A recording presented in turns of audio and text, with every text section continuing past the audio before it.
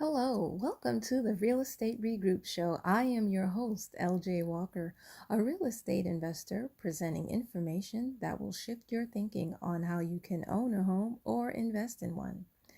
Today, I'm going to be discussing ways in which you can invest in real estate passively without any maintenance, dealing with tenants or toilets. Two of those ways is with either a REIT or through crowdfunding. I'm going to discuss what is the difference between the two. First, let's discuss a REIT. For those of you who don't know, a REIT is a real estate investment trust. What it is that a group of people come together to buy property. You have private REITs and you have public REIts.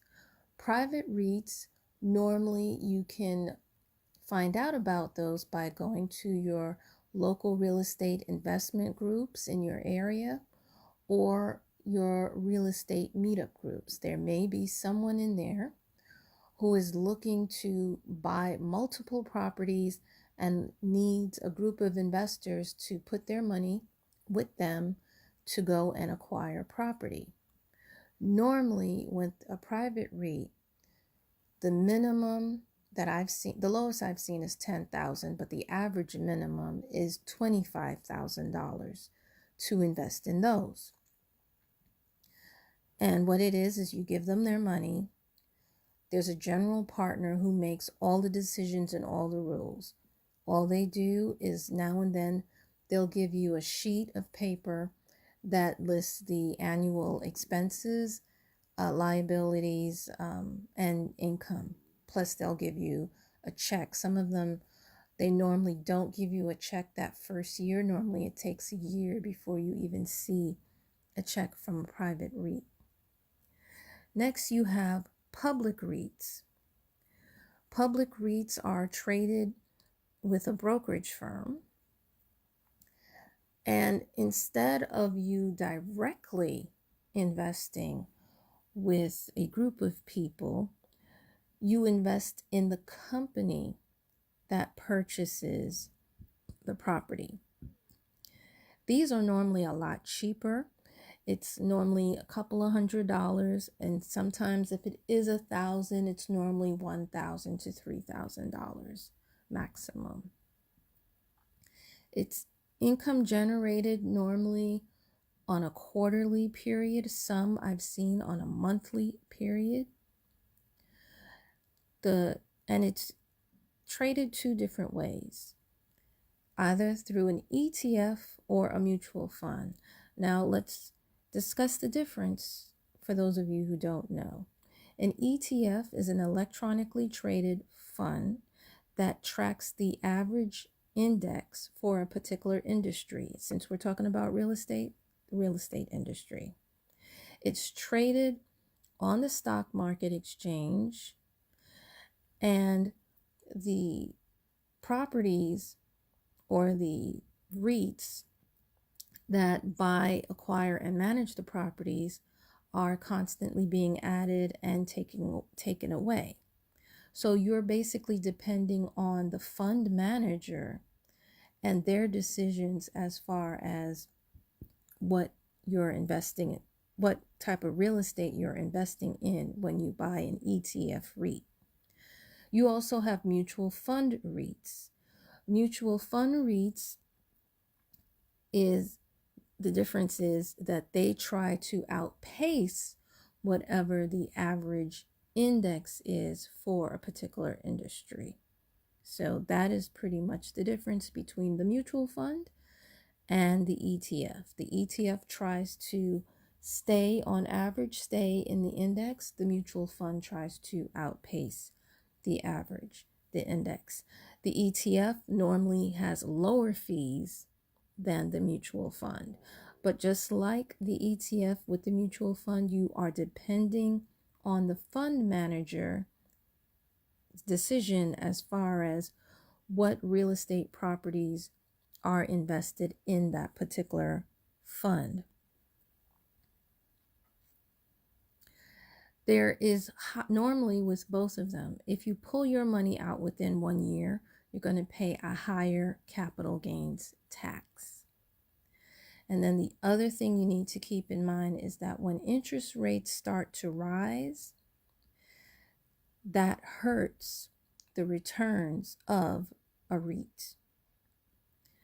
Next, let's look at crowdfunding and let's see what the differences are.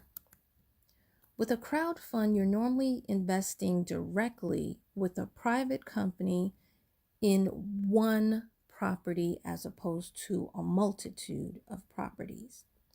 You're normally directly invested into that property as opposed to invested in a company. When you're taxed as income, not as an investment. The fees on a crowdfund are lower than the fees that are in a REIT.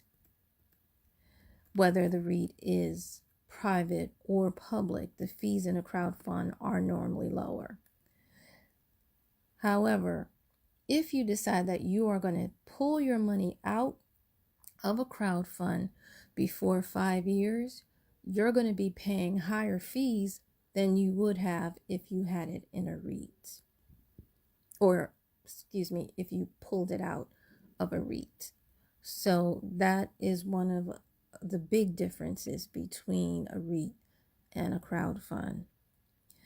The next difference is that it takes 90 days to get your money back, whether it's after the 5 years or before the 5 years.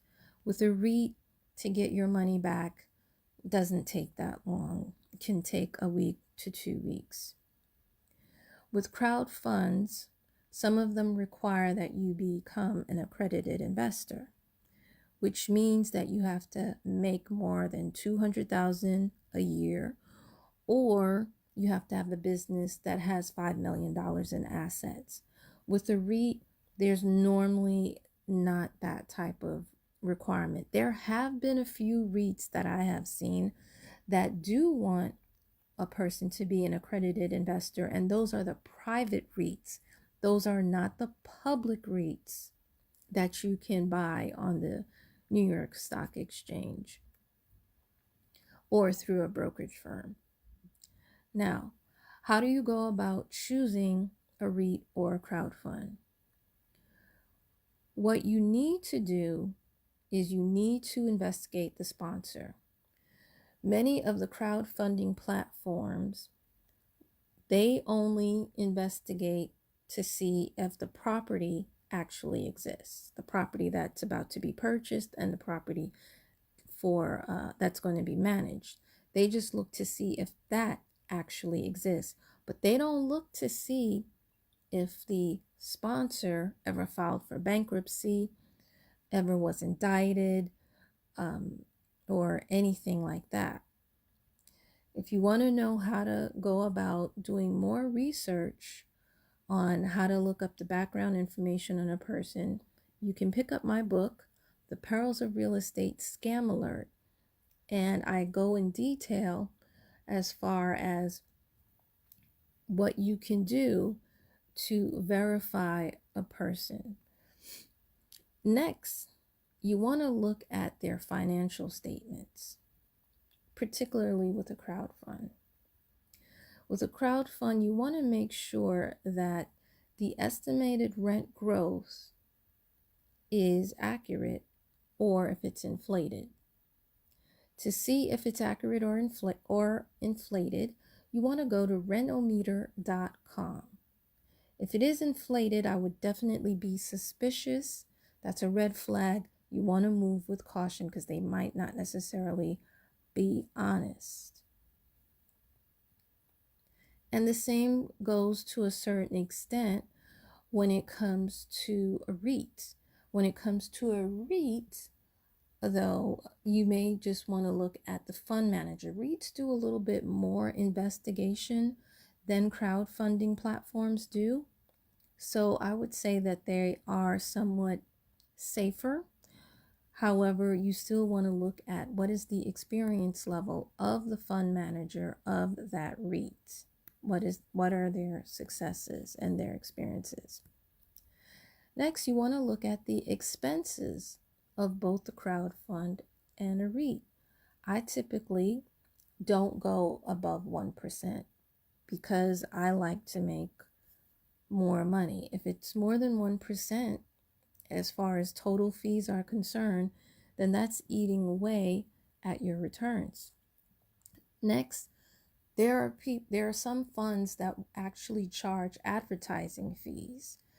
Advertising fees vary from year to year. They're not consistent, and sometimes they can eat out all of your return. That's why if I see something in the prospectus that says 12B1 fees, I don't even bother. I move right along. Next, particularly when it comes to a REIT, you want to look at the returns and the history of the returns for that particular REIT to see how it's been doing. That would be for the publicly traded REIT, not necessarily the private REIT. And then lastly, you want to look at the type of tenants and the number of tenants. For example, normally with a crowdfund, sometimes I should say with a crowdfund, correction, that you'll see where it's only for a one-family house. And you'll also see crowdfunds for commercial property that only has one retail tenant. And then you'll also see those that have apartment buildings, shopping malls, or strip malls. I would draw caution to those that are for single families. Why? Because if the person loses their job, the tenant that's paying most of the bills and what have you, if they lose their job, you're out of money. Then you want to go and ask the fund manager, actually even before, you want to ask the sponsor, what will happen to that single family once that person loses their job? How will this affect my returns? Because I'm telling you right now, it's going to affect it negatively. That's why I'm indicating that getting a four family or a apartment building is better than getting a single family when it comes to doing crowdfunding. Also, when it comes to commercial, it's best not to do the single tenant commercial lease buildings, but to get a strip mall or a shopping mall where there are different retailers there, so that you can get a good you can get a return on your investment. And also because in case one business closes, you have another business to fall back on that will help you out, where you may not get as big a return as you were before, but you'll still get a return nonetheless. When it comes to REITs are normally diversified to a certain extent. You do have some REITs where they say, oh, we're only going to do student housing. And then you have those that they only want to invest, let's say, in Airbnb. Well, that's still better than doing single, in my opinion. However, many Americans today, and even people across the whole entire globe, are not going to college like they used to.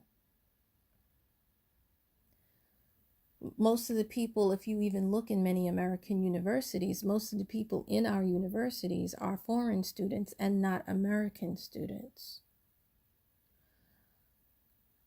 Even though student housing makes money, you may want to consider something that has a mixture of student housing, senior housing, housing for nurses, corporate housing. You may want to think about looking at something that provides a good mix, as opposed to something that only targets one particular sector. It's a suggestion. Remember, you should always consult, verify the information that I share with you with a financial advisor. In New York City, you have the Financial Empowerment Zone, which gives you free counseling, free consultation, and they can dig a little bit deeper and let you know what will be best for you and your future. Well, folks, that's all I have for you tonight. Hopefully the information will inspire you to reboot your mind, reset your focus, and make smart financial moves. Feel free to pass it along. Remember, each one reach one, teach one. Bye for now. Until next time.